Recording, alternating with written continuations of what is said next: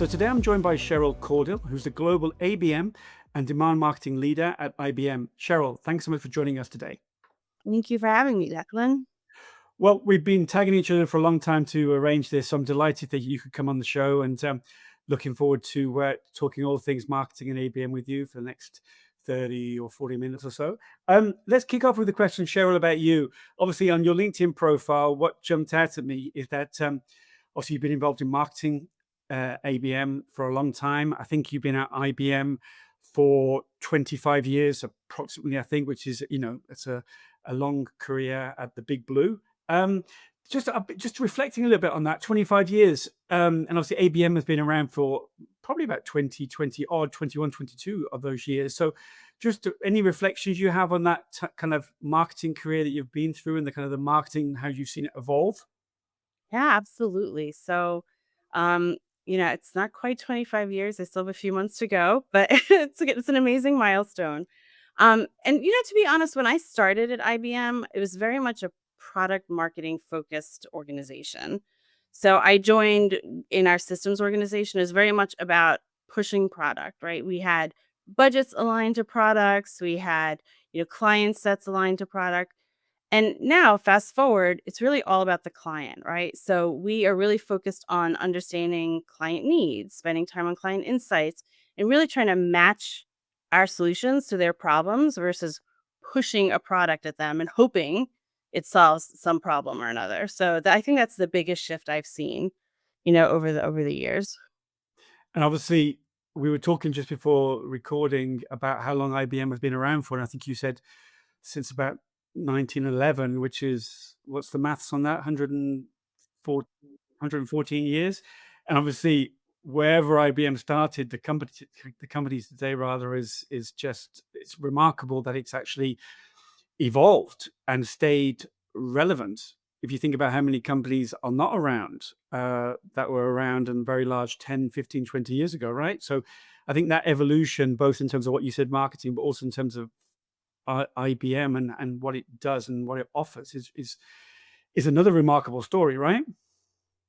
Oh, absolutely. I mean, we think we started with tabulating machines, right? And now it's, evolved and always staying ahead of the curve. We have a huge division in IBM, which is all about research. So we are always looking 5, 10, 20 years out and developing technologies and really staying ahead of what customers are looking for, right? So, if it's AI, quantum. So really just staying ahead of the curve and making sure we're preparing our clients for what's coming next.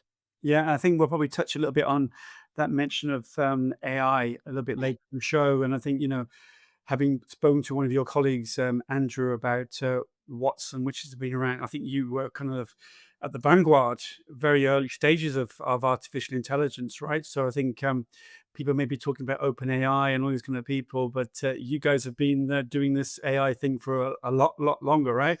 We have. It's been a long time, project. We had Watson.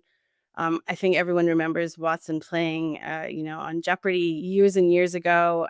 Really, what we've done is evolved it into a business solution, right? So yes, there's a lot of AI out there, but our focus is really on the business of AI and making sure it's going to help our enterprise clients, solve their challenges, right? Which is again where ABM comes into play, right? Matching, what they're trying to solve with any of our solutions, but obviously leading with, Watson X and AI. So yeah, definitely an evolution. Yeah. So let's touch on that then, ABM. Obviously, your role there, I understand, is heading up the ABM Center of Excellence, the COE. Um, could you talk to us a little bit about that? Because not everyone will be familiar with what a Center of Excellence is. How does that work in practice? What does it do for the business? And how perhaps do you support the global teams delivering ABM regionally when you're sitting there I think you're in upstate New York, aren't you? Yeah, really great outside of New York City. Yep. So it's a great question. And actually it's one of the reasons that I think the program has seen a lot of success is that, we decided early on that in order to have a program, as you said, with practitioners sitting in markets all over the country, that we really needed to have a center of excellence. Some companies call it a global program office, right? Where we can help to set some of the standards and make sure that there's consistency across the program. And as a global program office sitting, like you said, in New York, we focus on things that we can roll out easily. And some of those things really started with education, right? So we really wanted to ensure that all of the ABM practitioners had the same methodology.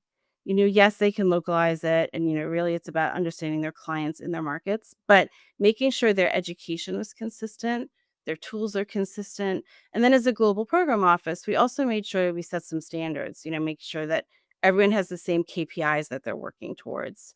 Early on, we really focused on templates and, best practices, and really kind of making sure that there was a place that they can come to if they had um, any really needs to help us figure out even how to evolve our program, right? So, by having this center of excellence, we even have evolved as a team. We built community, we managed monthly calls, and we have a website dedicated to the program. So it really just helped make sure that each of the practitioners wasn't out and about looking for tools and solutions. That it was all centralized and designed to make their jobs easier and give them more time to spend with their account teams versus, managing, a lot of the day-to-day operational pieces of their jobs. Yeah, I think there's a couple of Mhm. things I love that you just said there. I just wrote down a place to come to. It was like Friends, or well, not Friends. Right? What was the name of the bar in Cheers? Oh, uh, I don't remember. Yeah, it's just got on my head, but just like Yeah. bar and Cheers, it's a place to come to, right, and hang out. And I think also the thing you mentioned there as well about the kind of two-way community, right? So it's not you just pushing out everything to the regions, but everyone saying, "Hey, I've got this great tool. We need to look at it," and then you and your team assess it, and then you roll it out globally, right? So I think it's particularly in this kind of modern day when we're inundated with tools, right? I think that's a very useful way that it's actually coming to you, not just coming from you, right? Yeah, and I think, one of the so obviously there's the practice of ABM and operations, but really there's also a culture around ABM. And as you said, a big thing that we wanted to do early on was create an open community, right? And as you said, it is two-way. Everyone knows how to reach me. Everyone does reach out to me and my team, and it's very open. It's like there are no dumb questions, just like let's figure this out together.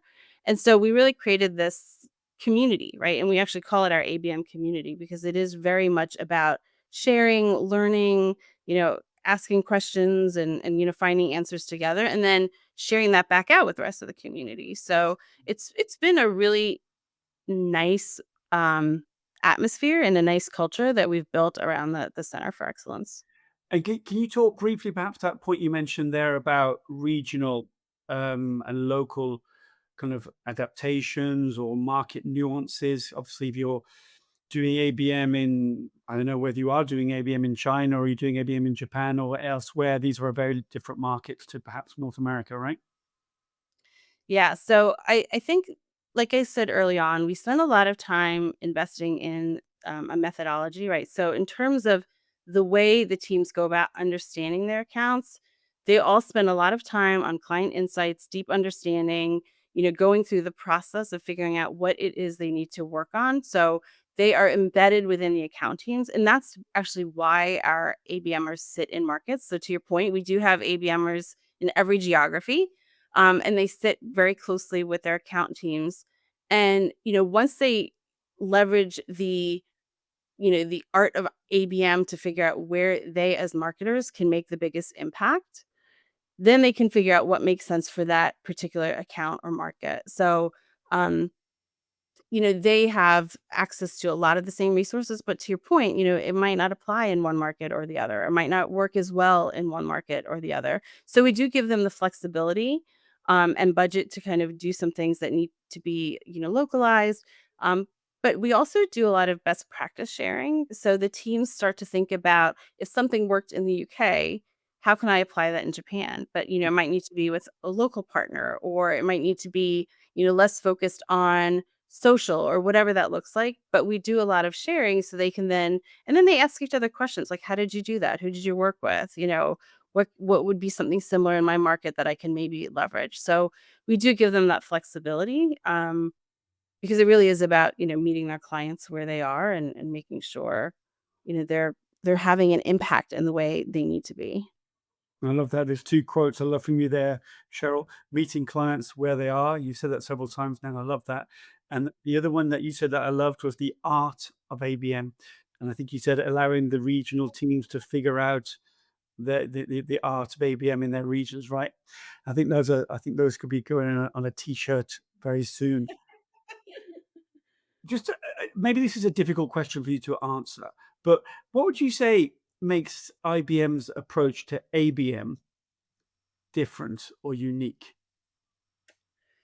So, one of the things I've learned about ABM is that it's different in every company, right? It really has to fit the business model and the way that your organization is set up. And, I actually, one of the things I love about ABM is that it's such an open community where people share. So, even a lot of the people that have been on your podcast, like our colleague, our friends and colleagues of mine that we share with you that, how are you doing this? Well, how are you dealing with this challenge? And a lot of people are willing to share because it really is unique to each company. So we happen to, when we started the program, align to industry. Right. And we decided to have like a global center of excellence, but have the ABMers sit in market. Um, and maybe not unique, but this industry approach has really helped us, gain some synergies. So, common SMEs around an industry, common, thought leadership around an industry has really helped us. And we try to group the accounts that an ABMer has by industry, right? So they can start to see some trends. They can, focus around certain industry events, things like that. So that was the approach that we took early on. But understanding that each account is different, even though they're in the same industry. But that was the way we had our setup. Um, yeah. Yeah, good points. I think that I would echo what you said there about the ABM community being, very kind of open to sharing, very selfless. As you mentioned, a lot of the guests, previous guests, and I think I've been very lucky to learn from all of them. And every time I kind of ping them a message and ask them for a favor or ask them to contribute to something, they always say yes. So it's remarkable, actually remarkable. And I think I love that kind of way you're explaining the fact that you got the ABM Center of Excellence, and then you just said ABM in market once again. So I love that kind of model that you're saying that, hey, we're running centrally the Center of Excellence, and everyone is working out locally what to do based on our best practice and based on their local knowledge. And actually, the fact that you mentioned they're sitting with their account teams, so you can't get almost any closer to the customer than being next to the account teams who are living and breathing the customer every day, right? And I think it reminds me when I was talking to your colleague Andrew Watkins, who's doing ABM in the UK for IBM. I think he was mentioning that he had 3 or 4 or 5 accounts, as not many more, focusing particularly, I think, on the public sector in that area. So it goes back to your point around an industry focus to get deep um, Yep. into that industry, so you really do know what makes them tick. Um, I think is this obviously we just mentioned at the top of the show that obviously ABM, IBM will get mixed up with our acronyms now. Probably not for the last time on this show, but IBM has been around since 1911. But I think you mentioned to me before we did this recording that ABM in its current state has been in existence for about 4 or 5 years at IBM. So what's the story there? Is it a different iteration? Is it the first time? What's the story there? Yeah, it's a great question. So ABM has been applied at IBM for years and years and years. In fact, I think it goes back 20 years or so. But it was honestly, Jacqueline, more targeted marketing, right? And so, we had ABM iterations that sat within business units typically. And so it was really just a way to kind of target accounts and go deep on accounts, but it was really still about selling a product or solution. Mm. So about 4 years ago, as you said, the sales team, was relooking at how they, segmented our clients. And, a lot of resource and focus on, what we call our top accounts or our largest, named accounts. And we had been looking at some best practices around ABM. In fact, we had acquired Red Hat and they had a really solid ABM program. So, we learned a lot from them and thought, maybe this is an opportunity for us to get even closer to sales by building out an ABM practice. And by doing some research on what good looks like, we discovered that having a global program, with a center of excellence was really the way to go. And to be truly client centric, it has to be cross IBM. And that's what's different about this program. We're not funded by a business unit. We don't have targets against certain products or solutions. It really is about the account, right? So it's almost like putting the A back in ABM, right? So we really focused on understanding what their solutions are. And, depending on what that looked like, we could be, looking at something across our infrastructure solutions or consulting or software. Ideally, all of those combined. But that was one of the big differences is that we took away that linkage to, the business units and the products and really allowed the teams to figure out where marketing can help. We also, understand that for these large accounts, there might be 10, 20 different opportunities being worked at the same time.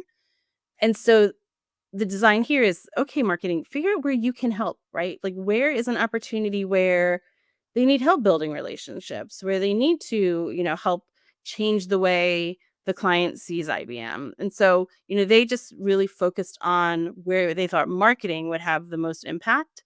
Typically over, 4, 5, 6 quarters, which was very different. So yeah, that's kind of where we evolved to and why we think it's been working so well over the last few years. No, I love that, and I think almost like the way you've painted it is almost like the marketers can float around and work out a little bit like deal based marketing or pursuit based marketing when they're working on, hey, there's an opportunity here. Marketing needs to come on board and help us to win this deal or to close the deal or to um, to save a customer that potentially is a little bit wobbly. Or so there's all those kind of mini objectives that are happening across your business, and your marketing and ABM can actually, fly in, so to speak, fly in, like the A team, fly in, sort it out, fly out. So, BA Baracas and all that kind of stuff. Uh, yeah.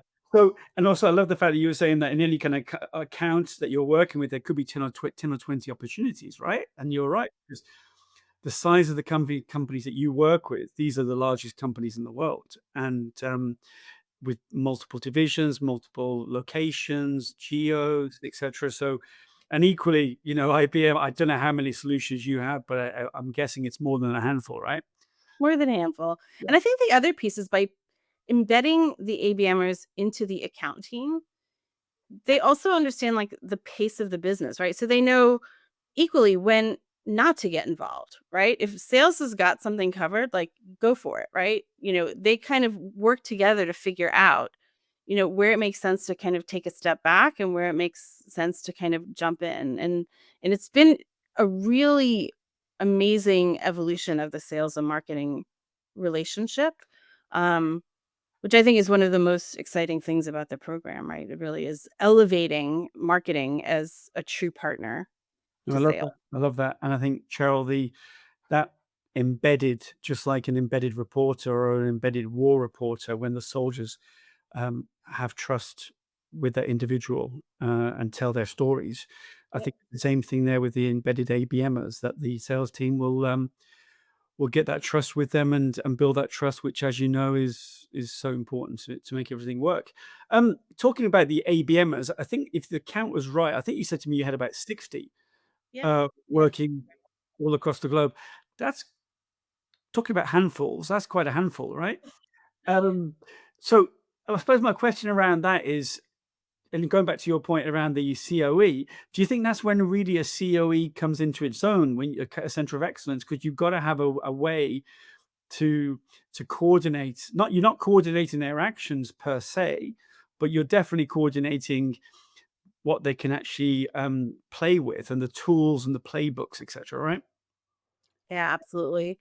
And in addition to the tools, and we'll talk about that. I think the other thing that we did very early on in the program was give them air cover, right? I mean, there was a lot of what is ABM? Like, what are they going to do for me? Like, you have to earn your seat at the table with the sales teams, right? So we spent a lot of time, explaining what ABM was to sellers, giving them, small examples of wins, right? Did you know before you have a relationship with this particular contact and now you do? This is why. So we also not only was it about the tooling and some of the resources that we bring to the ABMers. It was also about building belief in the practice overall that gave them a little bit of that freedom, which was important. And a lot of work that first year. But to your point on tools, also after that first year, where we were able to show results, we started to see people saying, "Hey, do you want me to add a flag in some of our reporting, for your ABM accounts?" Literally an ABMer could go into a tool, select their name, and just see the accounts aligned to them and see all the data they needed. So, it was a little bit of a journey to get to where the teams understood what we were doing and what help we needed. And then over time, we really, were able to work with our insights team, our analytics teams.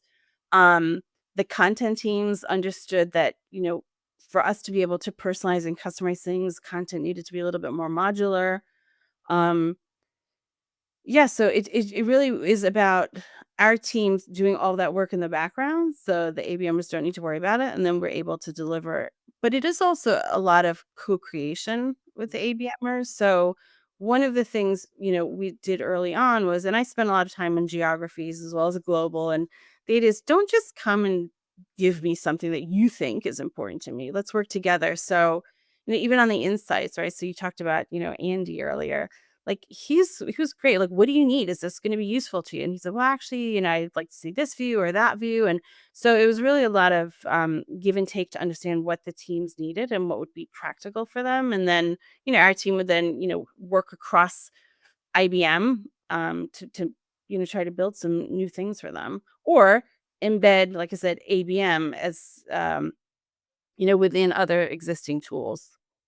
Yeah, I think there's a couple of things I'd pick up on there. One, I love that again, earning a seat at the table. That you're so right there, Cheryl, in terms of how important that is.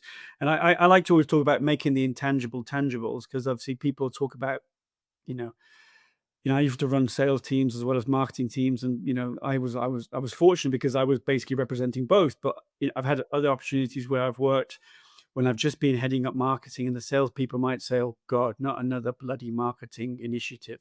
Can you not just leave us alone to make some sales? And so having that ability to kind of spend time with them, explain what it is, show how it works. It's doing those kind of road shows, which other guests have talked about, going around and literally holding hands and showing what it looks like and showing what good looks like is so important. And just the one thing you mentioned there, which I loved, and perhaps we could just touch briefly on that, is around, you mentioned about reporting and that they can go into the tools and they can actually update them to reflect the input from ABM. But if you talk about the results of your ABM initiative strategy globally, how talk to me a little bit about reporting. Does that all gets done locally, or do you kind of roll it up, or how do you do that? We do. So, um in all of our reporting now, you can kind of see which you can filter by the ABM covered accounts or named accounts. And, very early on, it was like a bit of an A/B test. We had, a group of accounts and we were able to cover literally about half of them, right? And so that first year was like, oh, did the half we covered do better than the half we didn't cover? Right. And then, over time, we added a number of different filters to the reporting. But we can start to really understand, where we're seeing a lift. And it's not just about revenue, it's in number of new contacts we're bringing into to the company. It could be around, share of voice, at that company. So there are a lot of different things that over time we've evolved. In the beginning, it was literally just, are we seeing more business? Right? We're seeing more revenue. Now we're looking at like other different pieces of the business to try to understand where the impact of ABM is, landing. So it's a little bit more nuanced now, a little bit more kind of detailed. Share a voice. I love that. I love that. How do you measure share? How do you guys measure? You probably got some whiz IBM tool, have you, to measure share of voice? We do have some whiz tools, so AI that we use to understand, what the conversations are being had in the market around AI and IBM and the clients. We also, look at, use some social tools and some, brand monitor kinds of things. Love that. One question that I'd like to ask you is about flavors. And well, what flavor of ABM are you running there at IBM? Is it one to one, one to few? But is there any one to many, or is that kind of called industry marketing and run elsewhere? Is it mainly one to one, one to few? It's mainly one to one and one to few. And we've actually evolved over time to be a little more in the one to few, right? Because we've been able to see some synergies that an ABMer could take on, a few more accounts. And we call those clusters internally, but there are these clusters of accounts that have, similarities. And the teams are able to, cover some more. Some of our largest accounts still require that one-to-one model, just because there's so much going on. Um, and in terms of one to many, yeah, I would still call that a little bit more targeted marketing. But we have actually seen um, l- learnings from ABM starting to be applied to that targeted marketing in a bit of a different way. Where there is still more of an element of understanding the client set. So we have a lot of data now, obviously using our own AI tools to understand, where is the client in their journey. And so the targeting part of the targeted marketing has become a lot smarter, which allows us to then, find some, common ways to approach a larger group of customers, which, would be called one to many, I think, in a lot of places. Yeah, yeah. So, yeah, but our core is probably in that, like, one to one, one to few. And to what, yeah, which makes sense based on the Yeah. type and the size of companies that tend to work with yourselves. We talked at the top of the show about artificial intelligence, and obviously we mentioned Watson that Mhm. was one of the pioneers in terms of bringing AI to the market. And I think one thing that you were saying to me when we were chatting previous to this recording was that one of the things that y- IBM does is kind of, put people's minds at ease in terms of thinking about some of the challenges around artificial intelligence, some of the use cases, some of the data issues, and security issues. Clearly, um, talk to us a little bit about how you kind of that kind of adoption, which can be quite intimidating for customers. How do you go about addressing perhaps some of those challenges and kind of talking to customers about AI and particularly kind of the services that you can offer? Yeah. It's a great question because, well, everyone is excited about AI, and you can kind of think about like day-to-day use cases like, oh, I can figure out how to like an itinerary for my vacation, or, I could write this, exam paper or whatever. Like, the business of AI is very different, and as you said, it can be really daunting. These are big decisions that, our clients are making, and so we do spend a lot of time on education, Mm. completely non-sales, and this is where ABM tends to help, right? Is let us help you get comfortable with what it's all about, right? So, that's, I think, a big thing that we offer, and it's internal education. It's, we offer them, lots of different ways to gain comfort with the solutions. We also do a lot of, demos, hands-on, like get them, to really experience AI. We do a lot of proofs of concept. Um, then quite frankly, we use ourselves as a use case, right? So like we have been using AI, for example, in our HR practices for the last few years, right? We call ourselves client zero, right? Um, and talk about sensitive data, right? I mean, HR manages all of employee data. If it's hiring, if it's increasing productivity, if it's onboarding. So we do have a lot of those conversations about how we have managed some of that. But then, we also spent a lot of time, as you said, like this is not, our first first year in AI, but so we really spent a lot of time on the ethics of AI. And one of our solutions is actually called Watson X Governance, right? And it's actually designed to help our clients, feel like there's, transparency in the AI, they understand the sourcing of it, uh, built into every line of code, right? Is this capability to understand, the sourcing of it. And of course, we've moved to this, smaller language models, right? So it is an opportunity for us to show that ethics is built in and it's designed for a purpose, versus just it's the universe and who knows what's true, what's not true. So I think yeah, it's education, it's demonstrating, and it's using the proof points that we've come to see ourselves. Yeah, yeah.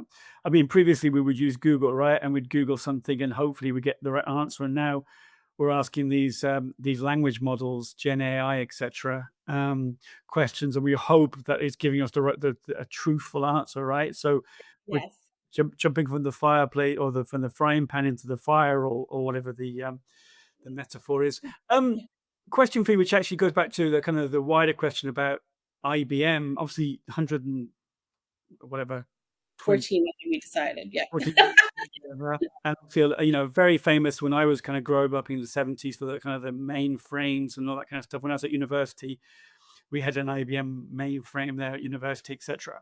So that kind of hardware side was kind of the bread and butter of Mhm. IBM. And now, as we mentioned, the plethora of solutions and consultancy you offer. But I think that's one of the things that ABM is so powerful at helping with, right? Is shifting that perception, right, to the new state, the new company. Can you perhaps talk to an example? Have you got an example you can share where you talk to your customers and the wider market about that kind of shifting perception?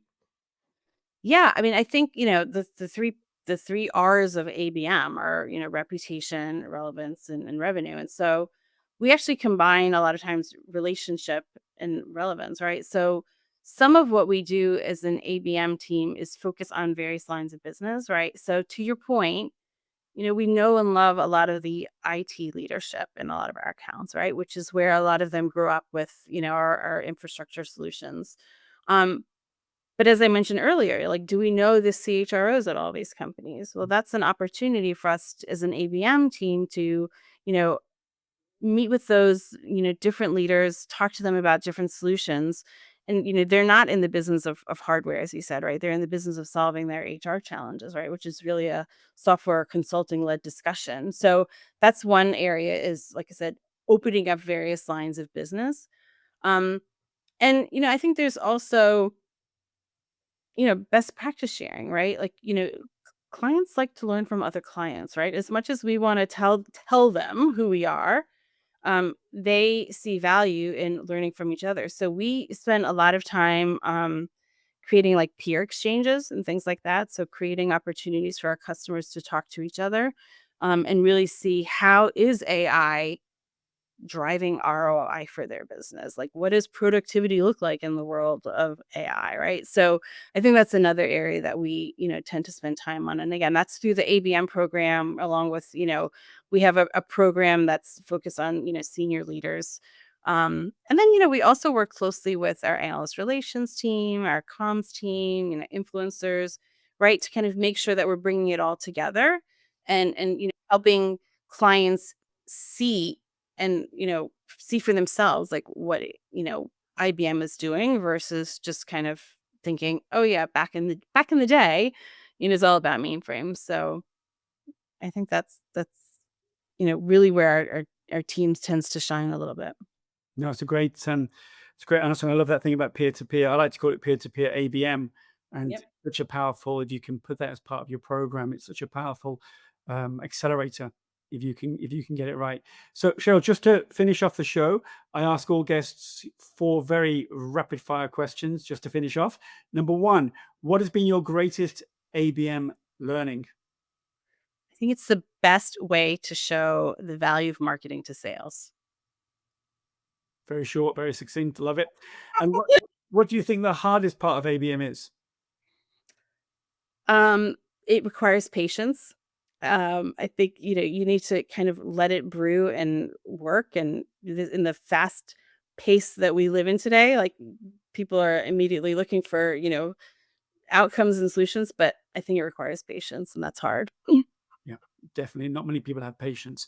Um, Greatest misconception? I I think the greatest misconception is that ABM is not needed for large accounts. I think there's this idea that no, sales has it covered. They know them, but they really don't. They don't know them as well as they could. They don't have all the insights that they need. And I think that's sometimes where ABM has the biggest impact. So I think that's a misconception, is that I it's love not needed in the biggest accounts. I love that. And we're recording this on a Thursday, so fast forward 24 hours of tomorrow. You've had a tough week there in upstate New York, and you want to wind down a little bit for the weekend. Grab a beer, a Coke, a wine, Dr. Pepper, whatever your favorite tipple is. And you get a call from an old friend saying, "Hey Cheryl, you've got to help me. I've got to do a presentation on Monday morning to my CEO about a new ABM strategy." And they say to you, "What's that one thing that I must make sure I include?" So what's that one thing you would say to them to include in that presentation? Get buy-in from sales early.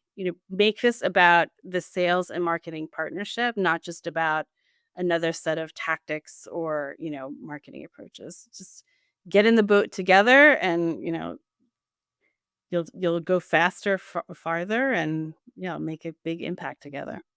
Love that, Cheryl. What a previous guest said to me, make sure you have the salesperson in the presentation with you, which is basically to make sure they have some skin in the game, right? Yep, I love that. Yep. Well, Cheryl, thank you for sharing your ABM journey with us today, and I wish you and your team there at IBM every success for the future. Thank you. Thanks so much for having me, Declan.